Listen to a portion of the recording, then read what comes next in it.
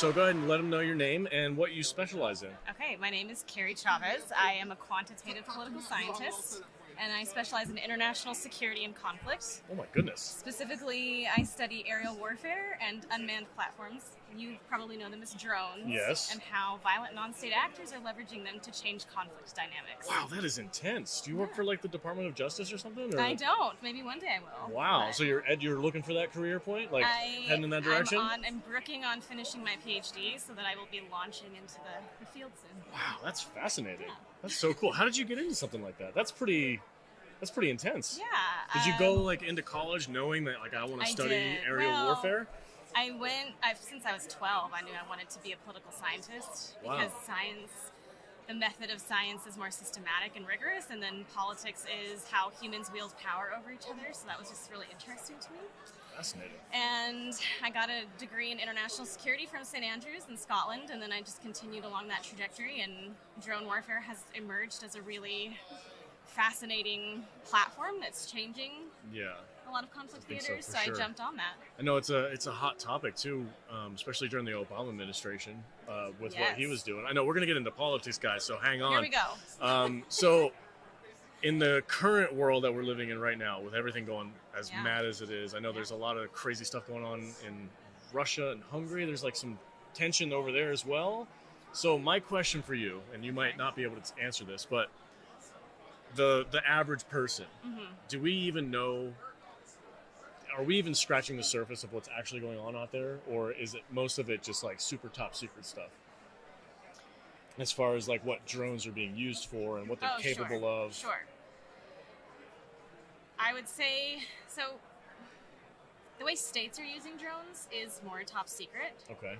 So actually, you mentioned the Obama administration, who was the most secretive, and there's all kinds of scandalous things that have emerged. How he would personally authorize the kill strikes, how they had what they called baseball cards, and they had an algorithm that would select their targeted killings, and the way they recorded casualties, the way they defined casualties was really nefarious. Makes my skin crawl. Yeah, so that's an interesting case study, but I would say most people don't know what's going on, but it's not so much because it's all very secretive, but it's because there's so much information and there's so many topics that we need to be conscious of that we don't have enough attention and we don't have the capacity to parse them all and be competent on all of them. Yeah. So most people have what's called an issue public, where the one thing they're very interested in or they need to know, they are very informed and competent and sophisticated, and everything else they are fairly poor on.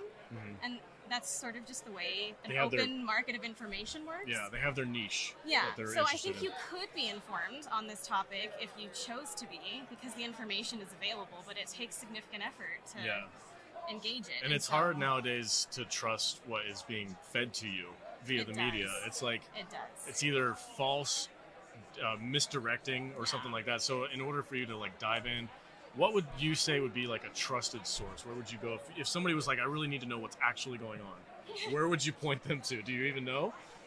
Is there somewhere to go? I feel like there isn't. I would encourage people to at least put forth the effort to do what I call identifying a trustworthy opinion leader. Someone who, it could be a pundit, it could be a scholar, it could be, a blogger. Okay. Someone who does the hard work of engaging the primary sources and knows how to interact with that information. Would that be like somebody like you? I could be if someone wanted to read. I have publications for the U.S. Army and for the U.S. Air Force. Like on U.S. Army Worm, I have a very accessible piece about how terrorists are using drones for the layperson. And so I think if you could find a person that you trust to do that hard work that you don't have the time and energy or maybe skill set to do, then you can consume much less and still stay caught up on things. Okay. So I encourage people to find those on the topics they like to stay up on, and then keep a steady diet of following what they're doing. Very good advice. Okay, I'm going to steer this into a sci-fi element Excellent. now. I'm ready. All right, so as of late, which is mind-boggling to me, for the past 50, 60 years since Roswell, alien abductions and UFOs have been conspiracy theories. Only crazy people believe in that stuff.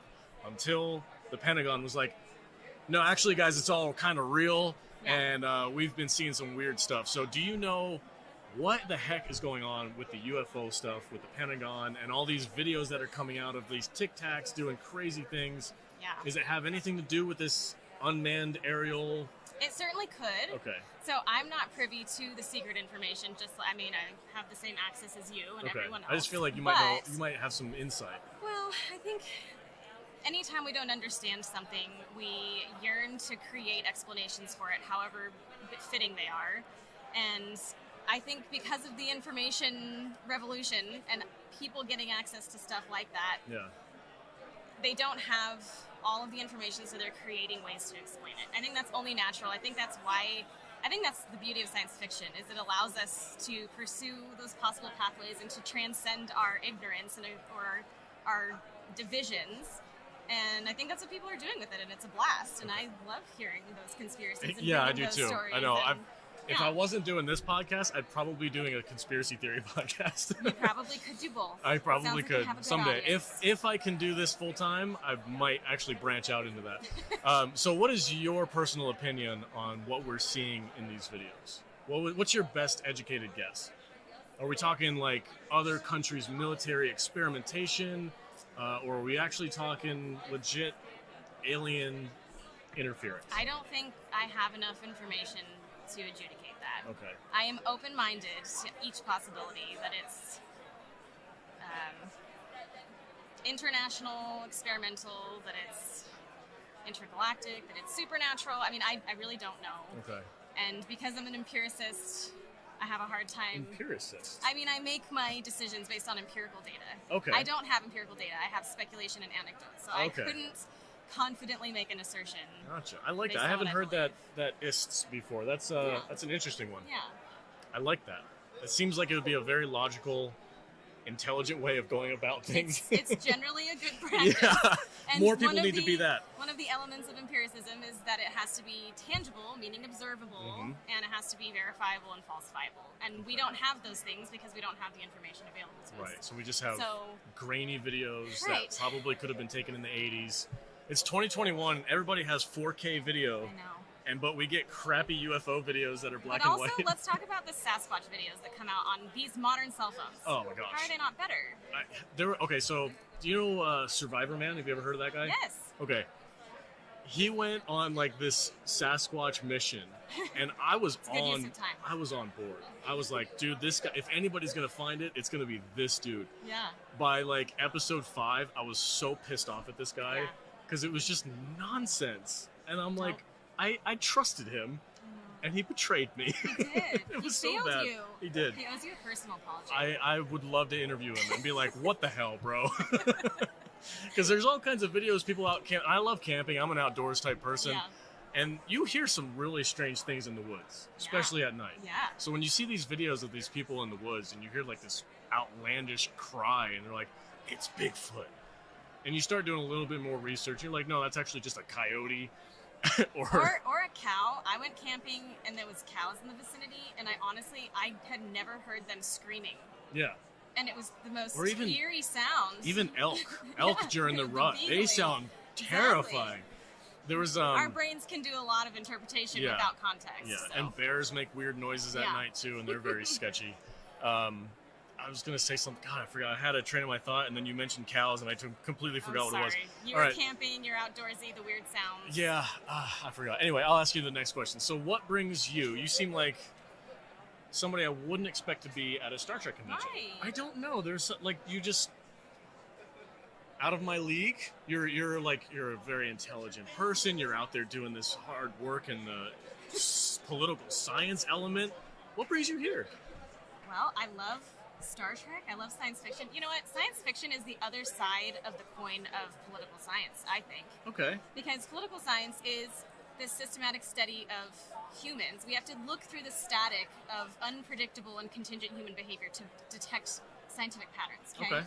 Science fiction is the other side of that. It is exploring the possibilities of human behavior and refracting through different lenses. Rather than the static being on this side of the screen, you push it off and you explore other things. And so I think that they dovetail very nicely. And I love Star Trek. I love the way that it imagines socially, politically, culturally, scientifically. I mean, that's I'm crafted as a person and as a scholar, and so... Science fiction and Star Trek in general has pushed reality in a certain direction. I mean, these were 60 some odd years ago, yeah, they were already thinking Captain about Kirk it. was flipping open his cell phone and In talking fact, to people. How much path determinism led to these Yeah, exactly. from someone's imagination. That's fascinating. What's your... Do you have a favorite show? Is it the original series, or are you more Next Generation? I love Voyager. Boy, me too. I love Voyager. Oh my gosh. I do. That's I my do. show. I love aspects about all of them, but Voyager's That's my awesome. favorite. Yeah, I actually, this is how much of a nerd I am. I actually write science fiction and fan fiction for Star Trek. And no kidding. Yeah, so I think I love it. Do you have a pen name, or is it under your name? Oh, it's under my name. Where can they? Is there a website they can find it? Not yet. Not yet. Okay. Yeah. To be determined. Not to be determined, but to be finished. Okay. Yeah. I'm looking forward to it. Yeah. That's really cool. Have you gotten the chance to talk with Garrett Wang? He has a booth right down there. The nicest dude. Okay. Ever. So we're doing like a figure 8 pattern Yes. through. We started in the back. If you turn left and then another left, he's right there. He gave me his personal email address. He FaceTimed with my wife.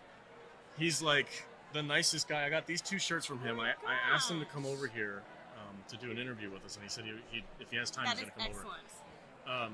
But yeah, he was like my first real celebrity interaction, and my wife and I love Voyager, and he blew us away. He got us. It was 2 years ago, 2019. He got us tickets to go to the next day that we didn't have tickets for. He was like, just say my name at the box office. I'll have tickets waiting for you. Oh. Super nice guy. So incredible. Yeah. So if you have a chance to talk to him, I highly recommend it. He's a super nice guy. Thank you so much for chatting with us. Thank you. You are a fascinating person. Thanks.